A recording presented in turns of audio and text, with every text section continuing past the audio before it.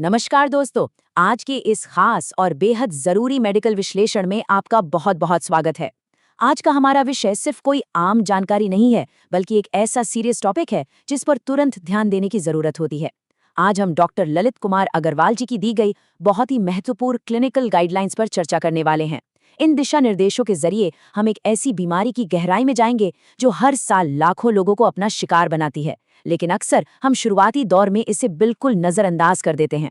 तो चलिए बिना किसी देरी के इस बेहद महत्वपूर्ण विषय की शुरुआत करते हैं। आप जरा सोचिए, मौसम बदलता है तो खांसी जुकाम होना तो बहुत ही आम बात है ना। अक्सर हम इसे ये सोचकर टाल देते हैं कि अरे बस मौसम का असर है, ठीक हो जाएगा। लेकिन यहीं पर एक बहुत ही अहम सवाल खड़ा होता है। क्या वो लगातार होने वाली खांसी सिर्फ एक आम खांसी है, या फिर आपके फेफड़ों के अंदर पनप रहा कोई बहुत बड़ा खतरा? सच कहूं तो इन दोनों के बीच का अंतर समझना ही बचाव की सबसे पहली सीढ़ी है। अगर हम सही समय पर इस अलार्म को नहीं सुनते हैं तो एक छोटी सी स्वास्थ्य समस्या कब जानलेवा खतरे में बदल जाए पता ही नहीं चलता। तो सबसे पहले इस अदृश्य खतरे को करीब से समझते हैं कि आखिर ये निमोनिया है क्या चीज। देखिए, निमोनिया कोई साधारण बीमारी नहीं है। ये हमारे फेफड़ों का एक बहुत ही गंभीर इन्फेक्शन है। इसे थोड़ा विजुलाइज करते हैं। कल्पना कीजिए कि आपके फेफड़ों के अंदर छोटी छोटी लाखों हवा की थैलियां हैं, जिन्हें मेडिकल भाषा में एल्वियोली कहा जाता है। नॉर्मल कंडीशन में इन थैलियों में हवा भरी होती है, बिल्कुल छोटे फूले हुए गुब्बारों की तरह, जो ऑक्सीजन को हमारे खून तक पहुंचाते हैं। लेकिन जब निमोनिया का अटैक होता है तो इन नाजुक थैलियों में भयंकर सूजन आ जाती है। हवा की जगह इन गुब्बारों में तरल पदार्थ यानी पानी या पस भर जाता है। अब जरा खुद सोचिए, जब गुब्बारों में हवा की जगह पानी भर जाए तो उनके लिए फूलना और सिकुड़ना कितना मुश्किल हो जाएगा। बिल्कुल यही हालत हमारे फेफड़ों का होता है, जिसकी वजह से मरीज को सांस लेने में भारी दिक्कत का सामना करना पड़ता है। अब सवाल ये उठता है कि यह खतरनाक स्थिति पैदा क्यों होती है और हमारा शरीर इसके खिलाफ क्या सिग्नल देता है। इस इन्फेक्शन के पीछे मुख्य रूप से 3 जैविक विलन होते हैं। सबसे पहला और सबसे आम कारण है बैक्टीरिया। बैक्टीरियल इन्फेक्शन निमोनिया के सबसे ज्यादा मामलों में देखा जाता है। इसके बाद नंबर आता है वायरस का, जैसे कि सामान्य फ्लू का वायरस, जो अगर बिगड़ जाए तो निमोनिया का रूप ले सकता है। और तीसरा कारण है फंगस। हालांकि फंगल निमोनिया के मामले थोड़े कम देखने को मिलते हैं। इन कारणों को समझना हमारे लिए इसलिए जरूरी है क्योंकि इन्हीं के आधार पर आगे चलकर डॉक्टर तय करते हैं कि कौन सा इलाज सबसे असरदार होगा। इसकी शुरुआती सिग्नल्स को पहचानना गेम चेंजर साबित हो सकता है। तेज बुखार के साथ एकदम से ठंड लगना इसका बहुत बड़ा संकेत है। इसके अलावा खांसी आना, चाहे वो कफ वाली हो या सूखी खांसी, एक प्रमुख लक्षण है। लेकिन ध्यान दीजिए, जो बात इसे एक आम सर्दी खांसी से अलग करती है वो है सांस फूलना और सीने में दर्द। निमोनिया में सीने का दर्द कोई नॉर्मल दर्द नहीं होता। जब मरीज खांसता है तो ये दर्द अचानक बहुत तेज हो जाता है, जैसे कोई सुई चुभ रही हो। इसके साथ ही अत्यधिक थकान होना ये बताता है कि आपका शरीर अंदर ही अंदर एक बहुत बड़ी जंग लड़ रहा है। ये सीने का तेज दर्द और सांस फूलना ही वो असली अलार्म है जो चीख चीख कर बताता है कि ये कोई आम चेस्ट कोल्ड नहीं है। चलिए अब बात करते हैं कि इस बीमारी का सबसे ज्यादा शिकार कौन लोग हो सकते हैं, ताकि हम उनका विशेष ध्यान रख सकें।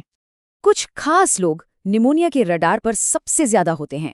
छोटे बच्चों और बुजुर्गों की इम्यूनिटी स्वाभाविक रूप से थोड़ी कमजोर होती है, इसलिए वे इस लिस्ट में सबसे ऊपर आते हैं। इसके अलावा जो लोग पहले से ही डायबिटीज, अस्थमा या किसी भी हार्ट की बीमारी से जूझ रहे हैं, उनके लिए ये इन्फेक्शन और भी ज्यादा खतरनाक हो सकता है। एक और बहुत ही अहम बात, धूम्रपान करने वाले लोग। सिगरेट धुआं फेफड़ों के नेचुरल डिफेंस को पहले ही खत्म कर देता है, जिससे इन्फेक्शन के लिए अंदर घुसना बहुत आसान हो जाता है।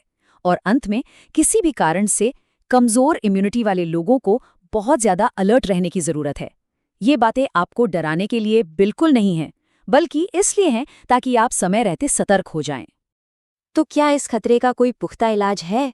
बिल्कुल है। आइए देखते हैं कि डॉक्टर्स इसे कैसे हैंडल करते हैं।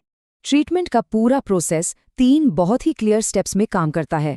शुरुआत होती है स्टेप 1 यानी सही डायग्नोसिस से। डॉक्टर सबसे पहले छाती का एक्सरे, ब्लड टेस्ट और ऑक्सीजन लेवल चेक करते हैं ताकि बीमारी की गंभीरता का सटीक अंदाजा लग सके। इसके बाद आता है स्टेप 2, दवाइयाँ। जैसा कि हमने पहले देखा था, अगर इन्फेक्शन बैक्टीरियल है तो खास तौर पर एंटीबायोटिक्स का इस्तेमाल किया जाता है। साथ ही बुखार और दर्द को कम करने वाली दवाएं दी जाती हैं और आखिर में स्टेप 3, जिसे हम सपोर्टिव केयर कहते हैं। अगर स्थिति सीरियस है तो मरीज को अस्पताल में भर्ती करके ऑक्सीजन दी जाती है। लेकिन एक बात जो हर एक मरीज के लिए रामबाण है, वो है पूरा आराम करना और शरीर में पानी की कमी न होने देना। ये तीनों स्टेप्स मिलकर रिकवरी का एक बहुत ही मजबूत आधार बनाते हैं। इलाज से हमेशा बेहतर होता है बचाव, यानी प्रिवेंशन। तो हम इसे रोक कैसे सकते हैं? सच मानिए तो निमोनिया से बचना बहुत ही प्रैक्टिकल और आसान है। हमारे पास सबसे शक्तिशाली हथियार है सही समय पर वैक्सीन लगवाना। निमोनिया और फ्लू की वैक्सीन इस गंभीर इन्फेक्शन के खिलाफ एक मजबूत ढाल का काम करती है। इसके साथ ही हाथों को अच्छी तरह धोना एक ऐसी छोटी सी आदत है जो बड़े बड़े इन्फेक्शंस को रोक सकती है। धूम्रपान से तो पूरी तरह तौबा कर लेना ही फेफड़ों की सुरक्षा की गारंटी है। और हाँ, अत्यधिक ठंड और संक्रमित लोगों के संपर्क से खुद को बचाकर रखना भी बहुत जरूरी है। इन छोटे लेकिन बहुत ही एक्टिव उपायों को अपनाकर हम इस बीमारी को अपने और अपनों से कोसों दूर रख सकते हैं। आज की इस पूरी चर्चा को एक बहुत ही प्रामाणिक और ज़रूरी मेडिकल सलाह के साथ जोड़ना बहुत अहम है।